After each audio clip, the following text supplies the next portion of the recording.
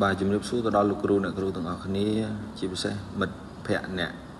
សិក្សាលើមុខវិជ្ជាគីមីទាំងអស់គ្នាថ្ងៃនេះខ្ញុំបាទឈ្មោះវងទីបានមកធ្វើដំណោះស្រាយតាក់ទងទៅនឹងលំហាត់គីមីវិទ្យាមួយនៅក្នុងថ្នាក់ទី12គឺនៅក្នុងចម្ពោះទី4មេរៀនទី3គឺលំនឹងអាស៊ីតបាសនិងអំបិលអញ្ចឹងកុំឲ្យខាតពេលយូរគឺយើងក៏លេខមកមើលលំហាត់ទាំងអស់គ្នាដែលលំហាត់នេះគេបាននិយាយថា solution acid iodua មួយដែលមានកំហាប់ 0.1m អញ្ចឹងប្រធានគេគឺគេឲ្យកំហាប់ 0.1m បន្ទាប់មកទៀតគេប្រាប់ថាវាមានតម្លៃ pH ចំនួន6សំណួរកគេសួរយើងឲ្យរកកំហាប់អ៊ីយ៉ុងអ៊ីដ្រូញូមនៅក្នុង solution acid អញ្ចឹងយើងដាក់រកឬក៏គណនាក៏បានដែររកកំហាប់អ៊ីយ៉ុងអ៊ីដ្រូញូមខ្ញុំសេជានិមិត្តសញ្ញាហ្មងទៅក្នុង solution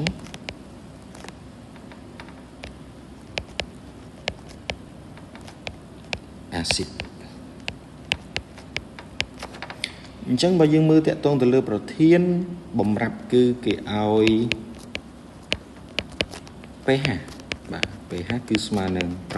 6អញ្ចឹងយើងដឹងហើយថា pH គឺយើងរកតាមតម្លៃអ៊ីដ្រូញូមក្រោយអាស៊ីតរងការបំបែកហើយរូបមន្ត pH គឺយើងមានតាក់ទងទៅលើកំហាប់អ៊ីដ្រូញូមមួយដែរ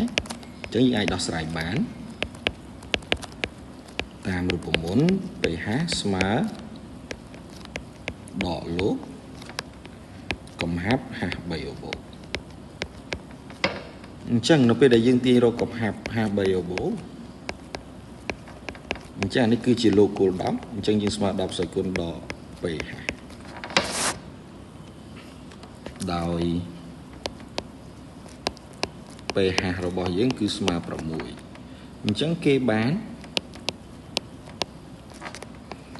កំហាប់ H3O បូកស្មើ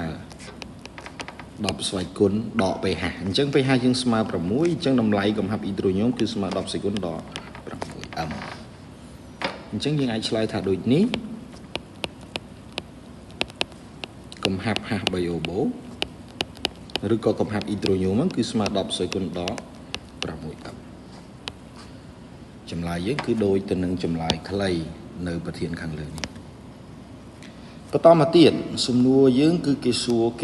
ណនាតម្លៃ Ka របស់អាស៊ីតអញ្ចឹងដោយសារតែវាជាអាស៊ីតខ្សោយគឺវាមានកម្រិតនៃការបំបែករបស់វាអញ្ចឹងប្រធានរបស់យើងគេឲ្យយើងរក Ka អញ្ចឹងខ្ញុំចូលទៅទំព័រថ្មីសំណួរខ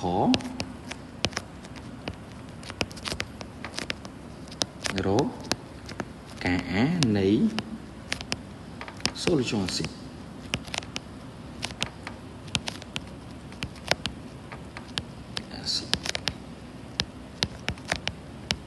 អញ្ចឹងយើងសេសមីការបំបែកសមីការបំបែកអញ្ចឹងអាស៊ីតយើង HOI បូកទឹកវាជាអាស៊ីតខ្សោយអញ្ចឹងយើងប្រើព្រួយ2ហើយនៅពេលដែល solution acid វាប្រតិកម្មជាមួយនឹងទឹកគឺវាត្រូវបោះប្រូតុងអញ្ចឹងយើងសល់ radical របស់វាគឺ OI ដកបូកជាមួយនឹង H3O បូកអញ្ចឹងដោយសារតែវាបំបែកដោយផ្នែកឬក៏បំបែកមិនសោះអញ្ចឹងយើងអាចប្រើតម្លៃកំហាប់ដើមកំហាប់ប្រែប្រួលឬក៏ប្រតិកម្មនិងមួយទៀតគឺកំហាប់លំនឹង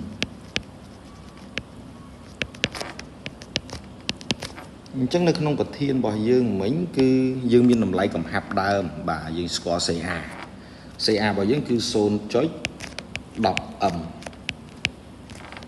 អញ្ចឹង OI ដកកំហាប់ដើមយើងអត់មានទេអញ្ចឹងយើងដាក់0អ៊ីដ្រូញូមក៏0ដូចគ្នា បន្តមកទៀតកំហាប់ប្រែប្រួលយើងអត់ដឹងតែយើងដឹងកំហាប់53បូកពេលលំនឹងកន្លែងនេះគឺ10សេគុណដក6ដែលជាទូទៅកំហាប់ពេលលំនឹងនៃអង្គធាតុកកើតវាស្មើទៅនឹងកំហាប់ប្រែប្រួលនៃអង្គធាតុកកើតឬក៏ជាកំហាប់ចូលរួមរបស់អង្គធាតុប្រតិកអញ្ចឹងយើងអាចថាកន្លែងនេះយើងស្មើ10សេគុណដក6ហើយ OI ដកយើងមានគុណ1ដូចគ្នាគឺស្មើ10សេគុណដក6ដូចគ្នា10សេគុណដក6ដូចគ្នាអង្គធាតុប្រតិកយើងចូលរួមធ្វើប្រតិកម្មអញ្ចឹងយើងខាត់បងអញ្ចឹង10សេគុណសំទោស 0.1 ដកឲ្យ10សេគុណដក6អញ្ចឹងកន្លែងនេះគឺ10សេគុណដក6ដូចគ្នាអញ្ចឹងយើងអាចសិក្សាការអាបានហើយតាមការអាស្មើផលគុណរវាងកំហាប់នៃយ៉ុងនៃអង្គធាតុកកើតអញ្ចឹងអង្គធាតុកកើតរបស់យើងគឺមាន OI ដកគុណជាមួយនឹងកំហាប់ H3O បូចែកឲ្យកំហាប់នៃអង្គធាតុប្រតិកអញ្ចឹង HOI ខ្ញុំសូមបញ្ជាក់កន្លែងនេះបន្តិចជាទូទៅតម្លៃការ AKB បើសិនជាសូចង់បាសក៏ដូចគ្នាដែរគឺយើងសិក្សាទៅលើកំហាប់បាទកំហាប់ពេលលំនឹងបាទយើងត្រូវចាំណាកំហាប់ពេលលំនឹងអញ្ចឹងយើងមានតម្លៃកំហាប់ពេលលំនឹងអស់ហើយយើងអាចជួសលេខបានណាអញ្ចឹង OI ដកកំហាប់ពេលលំនឹងយើងគឺ10សេគុណដក6អ៊ីដ្រូញូមក៏10សេគុណដក6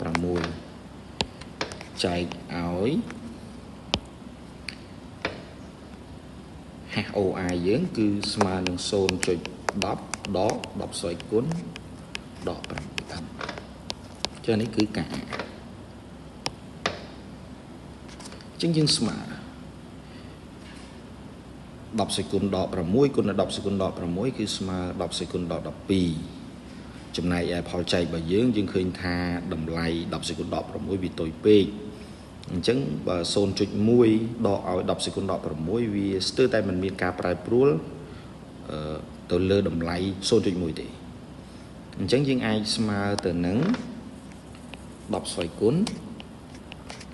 ដក11ដោយសារ 0.1 គឺស្មើទៅនឹង10សេគុណដក1អញ្ចឹងផលចែក